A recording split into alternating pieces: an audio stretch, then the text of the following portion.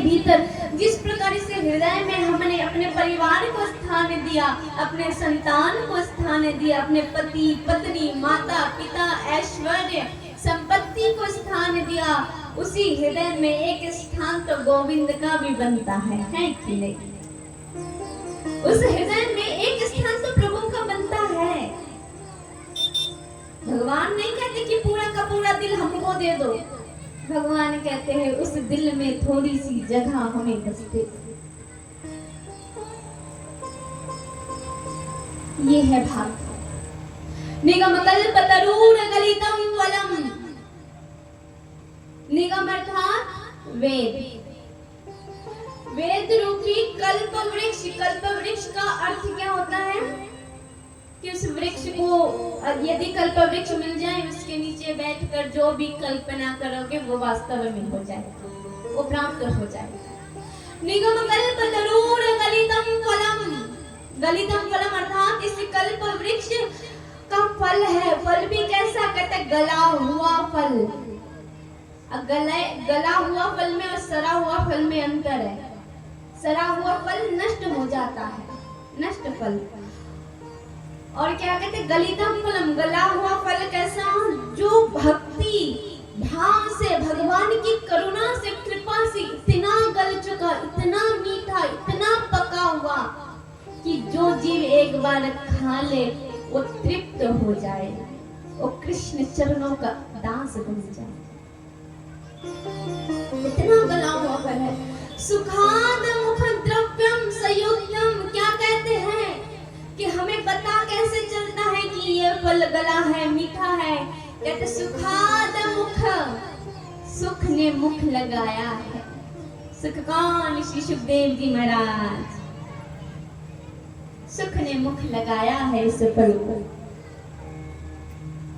पीबत भागवतम रसमालयम मोहरह रसिकाः भुवि भावुकाः। क्या कहते हैं अम्मिया?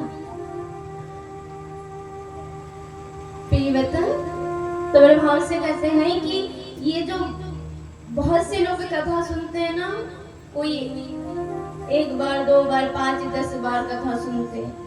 कोई भक्त भी ऐसे कि भैया एक ही कथा होए, एक ही बानी, एक ही लीला, कितनी बार सुने?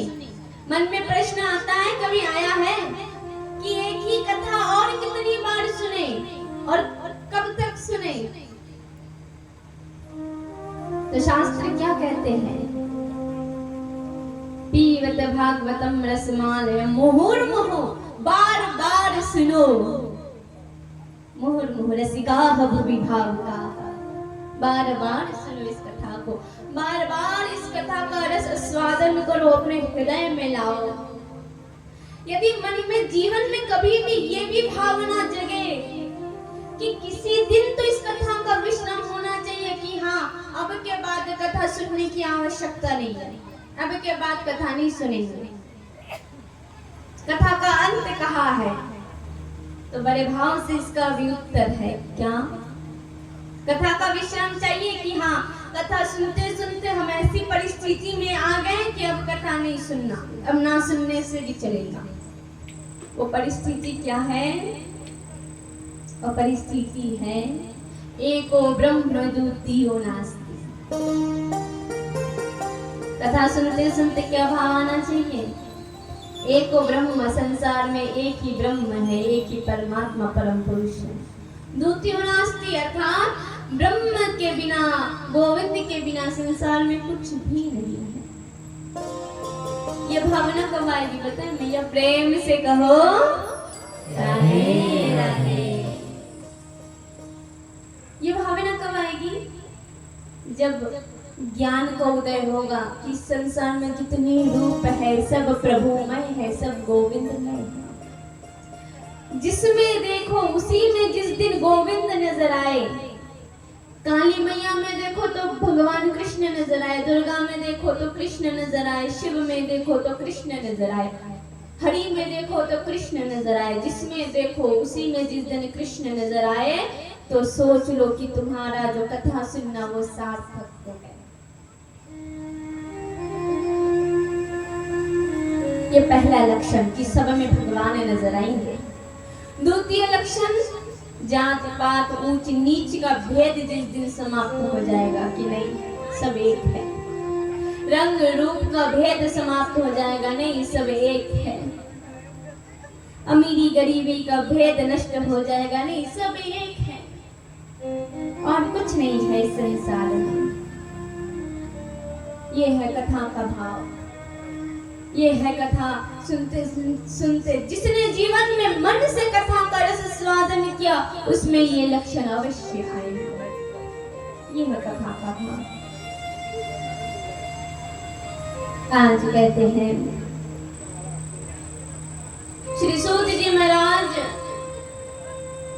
88,000 ऋषियों को कहते हैं, हे ऋषिवर सुनिए, हमने आपको कथा सुनाने वाले का पूरा वर्णन सुना दिया, जीवन चरित्र सुना दिया श्री सुखदेव जी महाराज का। हाँ, अब केवल सुनाने वाले का वर्णन किया है, सुनने वाले का वर्णन अभी शेष है। सुनना किसने सुना? कहते परीक्षित महाराज ने कथा श्रवण किया। किसने? परीक्षित महाराज। श्रीमद् भागवत में भक्ति का वर्णन आता है, नवदा भक्ति। नवदा भक्ति अर्थात भक्ति कितने प्रकार की होती है? 9 प्रकार की। कितने प्रकार की? जोर से कहो। 9 प्रकार की होती है भक्ति। बढ़िया। भक्ति 9 प्रकार की होती है। कल हमने भक्तों का वर्णन किया कि भक्त 4 प्रकार के होते हैं, परंतु भक्ति 9 प्रकार की होती है। 9 प्रकार की भक्ति क्या? श्रवणम कीर्तनम विष्णु स्मरणम पद सेवनम अर्चनम वंदनम दास्य साख्य आत्मनिवेदनम इति नवदाह भक्ति। ये है 9 प्रकार की भक्ति। अब 9 प्रकार की भक्ति में सबसे श्रेष्ठ और सबसे सुंदर और सरल भक्ति क्या है? श्रवण। कौन सी भक्ति है? श्रवण करने की भक्ति है। श्रवणम। श्रवण करने की भक्ति को सरल क्यों कहा गया है? कहते हैं जीव,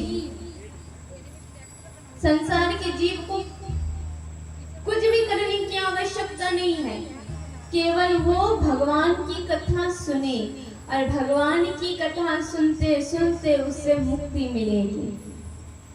तो अब कहते हैं कि इसका कोई प्रमाण है? हर बात में प्रमाण चाहिए। इसका कोई प्रमाण है? किसे मिला है इस मुक्ति से? किसे मिला है इस भक्ति से मुक्ति? तो कहते हैं महाराज परीक्षित को मिला है। किसे मिला है? महाराज परीक्षित को। महाराज परीक्षित ने जीवन में कुछ भी नहीं किया, केवल महाराज परीक्षित ने कथा रस का श्रवण किया, आस्वादन किया, वो भी 7 दिन तक।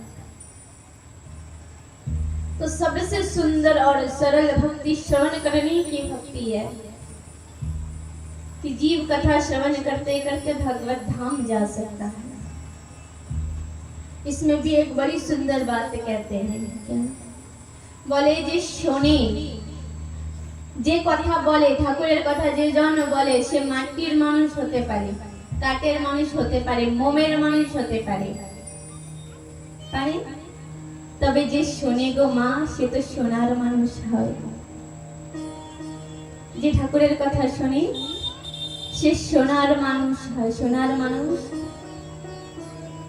जे ठाकुरेर कथा शोने, ठाकुरेर कथा শুনতে শুনতে নিজেকে ভক্ত বানায়, তাকে বলে সোনার মানুষ। এই জগতে আমরা যত জীব আছি, इस संसार में हम जितने भी जीव है, हमारी अस्तित्व, हमारा अस्तित्व क्या है? एक जंग लगे हुए लोहे की भांति जो ठोकर खाता हुआ फिरता है। यदि किसी को स्वयं पर बहुत अभिमान होना कि मैं तो ये हूँ, मैं तो वो हूँ, तो जान लो कि मैं कुछ भी नहीं। जिस दिन सृष्टि ब्रह्मांड की रचना देखोगे, ऐसे अनंत अनंत अनंत पृथ्वियां है, ऐसे अनंत अनंत नक्षत्र है, ब्रह्मांड है। हर पृथ्वी में ब्रह्मा विष्णु महेश अनंत अनंत है। और ऐसे अनंत पृथ्वी में हमारी हैसियत एक कण के समान है। कण के समान भी बहुत बड़ी बात हो गई। उससे भी तुच्छ हूँ, उससे भी तुच्छ है हम।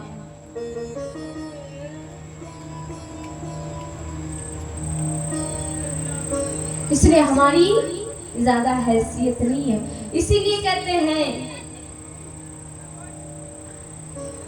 कि जो कथा सुनता है ना, जो श्रवण करता है, वो सोने का होता है।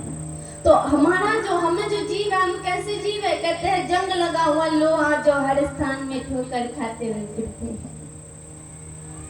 इस लोहे की अहमियत कब बढ़ जाती है?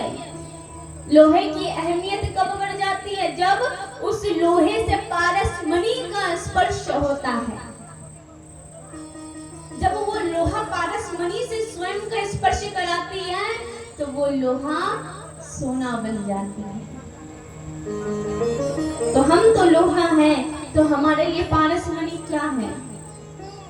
साधु संग, सत्संग, कृष्ण नाम, गुरु कृपा, ये हमारे लिए हमारा पारसमणि है।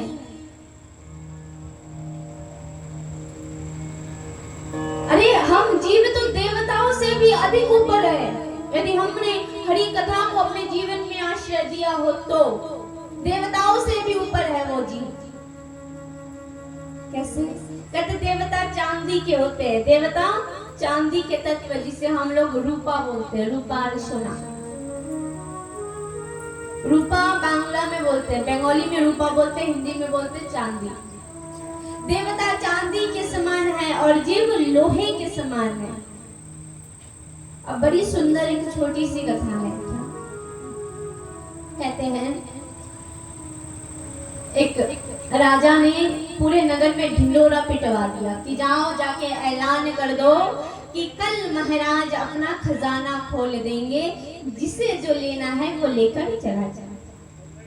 जब ढिंडोरा पिटवा दिया, सब प्रजा बड़े आनंद में, इतने आनंद में कि वकाई बताए कि कल जाएंगे, सुबह सुबह पहले जाएंगे और भरपूर मात्रा में लेकर आएंगे खजाना। जाकर देखा कि महाराज ने दो ही खजाने खोले, एक चांदी का, एक लोहे का। अब चांदी का खजाना और एक लोहे का खजाना, जो प्रजा पहले पहुंची उसने चांदी को उठा लिया। लोहे से ज्यादा बहुमूल्य तो चांदी है, उसने चांदी को उठा लिया। जो अंत में तनिक धीरे पहुंचे और जाकर देखने लगे कि चांदी तो समाप्त, अब लोहा ही लेना होगा। लोहे लेने लगे। अब कहते हैं महाराज कहने लगे देखो, जिसने चांदी लिया वो अब निकलो, चांदी वाले जाओ और लोहे वाले रुके।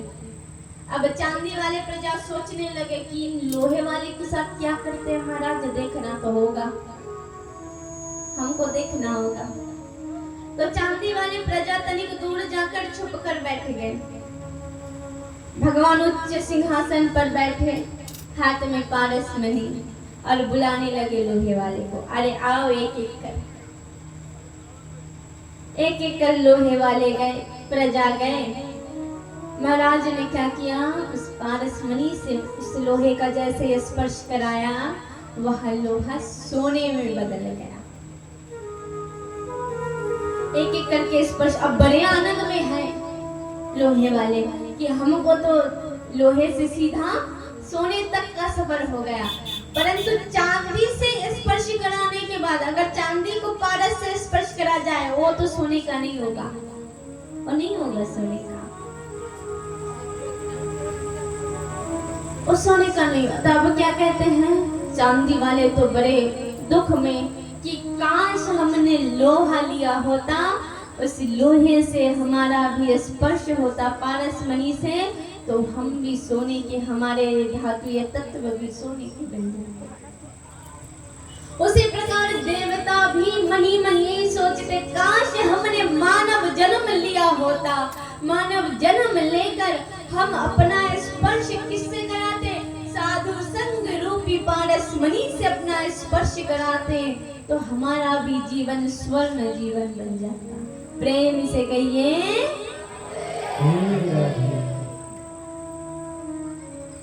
हमारा भी जीवन स्वर्ण जीवन बन जाता। ये महिमा है। आज श्री सूत जी महाराज कहने लगे कि सुनने वाला कौन? परीक्षित जी महाराज। तो चलो अब परीक्षित जी महाराज की कथा सुनते हैं।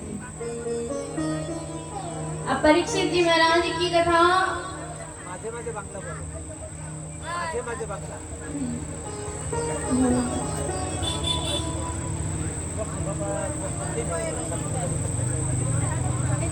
परीक्षित जी महाराज के जन्म की कथा कहाँ से? कथा महाभारत से लिया गया है, क्योंकि परीक्षित जी महाराज पांडवों के वंशज हैं, अभिमन्यु के पुत्र हैं।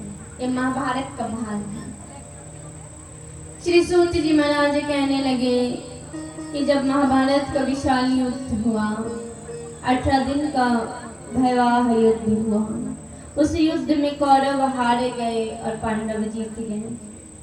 उन कौरवों में से एक कौरव कौन? जो सबसे बड़ा दुष्ट है, दुर्योधन। दुर्योधन अधमरावस्था में पड़ा हुआ है।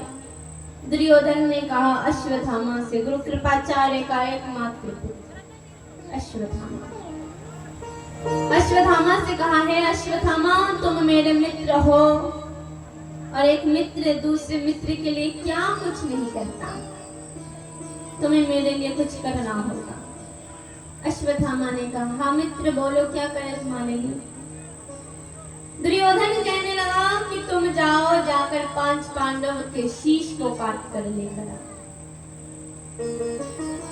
अश्वत्थामा कहने लगा बस इतनी सी बात, अभी जाते हैं। संध्या का समय था।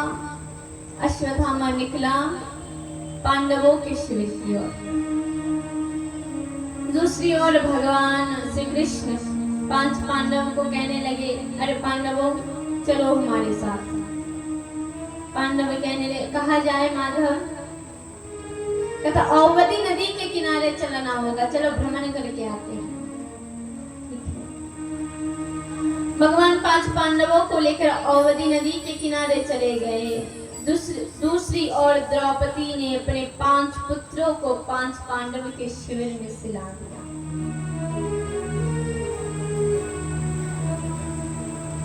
यहाँ बात तो अश्वत्थामा को पता नहीं कि वो पांडव नहीं, पांडव के पुत्र हैं। अश्वत्थामा ने रात्रि का सहारा लिया कि अंधेरा। और एक बात है मैया, ये जो रात का विषय है ना, ये बड़ा अजीबोगरीब है। अच्छे काम में देखो मैया रात में ही होते हैं और बुरे काम भी रात में ही होते हैं। साधु संग सत्संग कुछ भी देखो रात में होते हैं और जगत में जितने बुरे काम सब प्राय रात्रि में ही होते हैं। क्यों? क्योंकि पापियों को रात का सहारा जो चाहिए, अंधेरा चाहिए, इसीलिए अश्वत्थामा को भी रात्रि का सहारा मिला। वो चला पांडवों के शिविर के भीतर। पांडवों के शिविर के भीतर प्रवेश करके ही देखते हैं कि 5 पांडव सोए हुए हैं, 5 व्यक्ति सोए हुए हैं। अश्वत्थामा को लगा कि ये 5 पांडव होगा।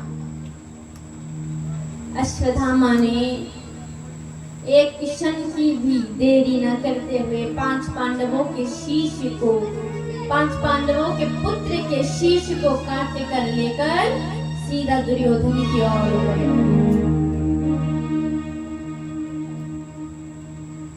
दुर्योधन की ओर बढ़ा। दुर्योधन दूर से देख रहा है कि 5 कपड़े में 5 शीश बंधे हुए, उन वस्त्र के नीचे से रक्त प्रवाहित होने लगा, रक्त बहने लगा। दुर्योधन अति आनंद में कि 18 दिन के युद्ध में जो ना हो पाया, आज एक ही रात्र में अश्वत्थामा ने वो कर दिखाया। जैसे ही अश्वत्थामा 5 शीश लेकर दुर्योधन के समीप गया, अब दुर्योधन की चेतना खुलने लगी। कैसी चेतना? ये कैसे संभव हुआ? कृष्ण के रहते हुए कैसे 5 पांडव मर सकते? कुछ तो बात है। अरे अश्वत्थामा हमें तनिक दिखाओ। अश्वत्थामा ने जैसे ही वस्त्र को खोला तो देखते हैं 5 पांडव ने उसके 5 पुत्र के शीश कटे हुए हैं।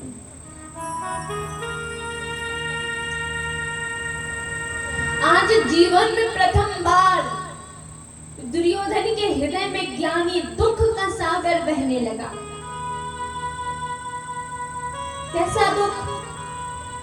दुर्योधन कहने लगा, हे अश्वत्थामा, तू इतना बड़ा पापी बन गया कि रात के अंधेरे में 5 शिशु सोए हुए थे, तूने उसका वध किया, उसके शीश को काट कर लेकर चला आया। इतना बड़ा पापी है तू। तुझे इस संसार में पापी से पापी व्यक्ति भी तुझे कभी क्षमा नहीं करेगा। अश्वत्थामा कहने लगा, हमें ज्ञात नहीं था, पर जो हुआ ठीक ही हुआ। वो पांडव अब जीते जी मरेंगे। क्यों? अब उसके वंश में एक भी कोई भी नहीं बचा जो उसके कुल की रक्षा कर सके। अभिमन्यु को तो युद्ध में हमने मार दिया, अब केवल बचे 5 बेटे, उनको भी आज हमने मार दिया। दुर्योधन कहने लगा, अरे इतना पापी है तू सुन अश्वत्थामा, इस कुल का मैं भी हूँ। अरे ज्ञानी तो मेरे हृदय में भी है, क्योंकि जब मैं मरूंगा तब मुझे कौन जल तर्पण करेगा? ये मेरे कुल का है, मुझे कौन जल तर्पण करेगा? पितरों को कौन जल देगा? यही ज्ञानी करते करते आज दुर्योधन ने अपने प्राण को त्याग कर देते हैं। दूसरी ओर शिविर से रक्त बहने लगा। एक दासी द्रौपदी के पास जाकर कहने लगी, हे सम्राज्ञी, पता नहीं क्यों 5 पांडव अर्थात महाराज जिस शिविर में सोते थे, उस शिविर में आपने अपने 5 पुत्रों को सुलाया। पता नहीं उस शिविर के भीतर से इतना रक्त क्यों बह रहा है? द्रौपदी के मन में ऐसा भाव आया कि द्रौपदी समझ गई कुछ तो अपराध हुआ, कुछ तो अनिष्ट हुआ। द्रौपदी दौड़ कर जैसे ही शिविर में प्रवेश करती है, आकर देखती है एक ही साथ में 5 बेटों का वध हो चुका है। द्रौपदी रोती है, चिल्लाती है, माधव माधव कह के पुकारती है, हे माधव तुम कहाँ हो? आज मेरे जीवन में इतनी बड़ी विपत्ति आई, तुम कहाँ हो कृष्ण? द्रौपदी की पुकार ऐसी पुकार कि अब कृष्ण का हृदय डगमगाने लगा। कृष्ण कहने लगे पांडवों से, हे पांडव चलो हम पुनः शिविर की ओर प्रवेश करते हैं, चलते हैं। 5 पांडव और कृष्ण एक साथ जैसे शिविर में प्रवेश किए, द्रौपदी सर पटक पटक के रोने लगी, जोर जोर से रोने लगी। द्रौपदी कहती है, हे माधव, जीवन में मेरे साथ इतना अन्याय हुआ, मुझे इतनी पीड़ा, इतना कष्ट मिला, फिर भी मैंने कभी कोई शिकायत नहीं की। इतना अपमान हुआ मेरा आज, पर देखो आज क्या हुआ, मेरे 5 पुत्र एक ही साथ मुझे छोड़कर चले गए, मैं कहाँ जाऊं? अरे जब मेरा प्रथम पुत्र अभिमन्यु मैंने कभी माना ही नहीं कि अभिमन्यु सुभद्रा का पुत्र है। मैंने सदैव माना कि सुभद्रा का नहीं, अभिमन्यु मेरा पुत्र है। 16 वर्ष का अभिमन्यु जब मृत अवस्था में रणभूमि में पड़ा हुआ था, कुरुक्षेत्र में पड़ा हुआ था, उस दिन भी मेरा हृदय डोला, मेरा हृदय रोया, तड़पा। उस दिन भी तुम मौन रहे, अब तो कहो कृष्ण इतनी पीड़ा क्यों? और कितनी पीड़ा सहूं मैं, अब तो कहो तुम। तब कृष्ण ने कहा, हे द्रौपदी सुनो, तुम्हारे मन में यह प्रश्न है ना कि इतनी पीड़ा तुम्हें क्यों मिल रही है, तो तुम सुनो। जब तुम्हारे पति जुए में हार गए थे, तुम्हें 12 वर्ष का वनवास मिला और 1 वर्ष का अज्ञातवास मिला। हाँ, तुमने अपने 13 वर्ष का पुनर्रूप से दासत्व को ग्रहण किया, 12 वर्ष वनवास में रहे, 1 वर्ष अज्ञातवास में रहे। कहते 1 वर्ष बाद अज्ञातवास के बाद जब तुम्हें पुनः उस दुर्योधन का कर्तव्य ये था कि जब तुमने अपना 13 वर्ष का वनवास पूर्ण किया तो तुम्हें तुम्हारा इंद्रप्रस्थ पुनः लौटा दे। हाँ, कर्तव्य था हमारा। परंतु उस दुष्ट दुर्योधन ने क्या किया? युद्ध करेंगे हमें युद्ध चाहिए, तब जाकर महाभारत हुआ। कहते युद्ध। हाँ, उस दिन युधिष्ठिर ने कहा था मुझे, हे माधव तुम शांति दूत बनकर जाओ, हमें राज्य नहीं चाहिए, सिंहासन नहीं चाहिए, केवल 5 गांव मांग कर लेकर आओ। हम 5 भाई 5 गांव में संतुष्ट रहेंगे। कहता हाँ, द्रौपदी मैं परम ब्रह्म हूँ, यदि मैं चाहता तो दुर्योधन की मति उसी दिन जिस दिन मैं गया शांति दूत बनकर और दुर्योधन ने मुझे जंजीरों से बांधा था, यदि मैं चाहता तो उसी दिन उसका वध कर सकता था। हाँ माधव, कर सकते थे, परंतु मुझे शांति दूत बनाकर किसने भेजा? तुम्हारे पति ने। हाँ माधव, मेरे पति ने भेजा। तो तुम्हारे पति को मैंने क्या उत्तर दिया था पता है उस दिन? द्रौपदी कहने लगी, क्या उत्तर दिया था? हे युधिष्ठिर, अन्याय तुम्हारे साथ नहीं द्रौपदी के साथ हुआ है। अब मैं शांति दूत बनकर जा रहा हूँ। अब शांति लाओ या युद्ध लाओ, ये तुम्हारा निर्णय नहीं, ये मेरा निर्णय नहीं, ये दुर्योधन का निर्णय नहीं, ये निर्णय केवल द्रौपदी का होना चाहिए। ये निर्णय किसका होगा? द्रौपदी का। अन्याय किसके साथ हुआ? द्रौपदी के साथ। उस दिन मैं आया था तुम्हारे पास, आया था कि नहीं? हम माधव आए थे। मैंने तुमसे पूर्ण वृत्तांत सुनाया तुमको कि यदि मैं शांति दूत बनकर गया तो मैं शांति लेकर आऊंगा, परंतु द्रौपदी यदि तुम चाहो तो मैं युद्ध लेकर आऊंगा। तुमने क्या कहा? माधव मुझे युद्ध चाहिए। लो, युद्ध मिला तुम्हें। ये निर्णय मेरा था, ये निर्णय तुम्हारा था। तुमने कहा है माधव मुझे युद्ध चाहिए, मुझे प्रतिशोध चाहिए। तो द्रौपदी मैंने तुम्हारा सहमत किया, मैंने तुम्हारा साथ दिया, इसलिए नहीं कि तुम्हें प्रतिशोध चाहिए, क्योंकि संसार में यदि कोई व्यक्ति प्रतिशोध की भावना से जीवन को जीता है तो उससे बड़ा पापी संसार में कोई भी नहीं। जो व्यक्ति उसने मेरे साथ ऐसे कि मुझे प्रतिशोध चाहिए, नहीं द्रौपदी, प्रतिशोध नहीं, जन कल्याण के लिए जीना सीखो। तुम्हारा मनोविचार भले प्रतिशोध का था, परंतु तुम्हारा संदेश जन कल्याण था। जब तक दुर्योधन के साथ युद्ध नहीं होगा, जब तक अधर्म के साथ युद्ध नहीं होगा, जब तक अधर्म हारेगा नहीं, तब तक धर्म की स्थापना नहीं होगी। उस दिन मैंने तुम्हें कहा था द्रौपदी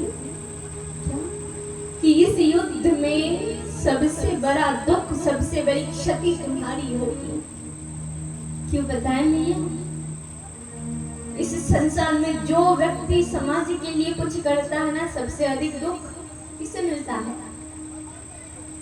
जो व्यक्ति समाज के लिए कुछ करता है सबसे अधिक दुख तो उसे मिलता है, सबसे अधिक त्याग उसे करना पड़ता है, संसार के समस्त लांछनों को स्वीकार करना पड़ता है।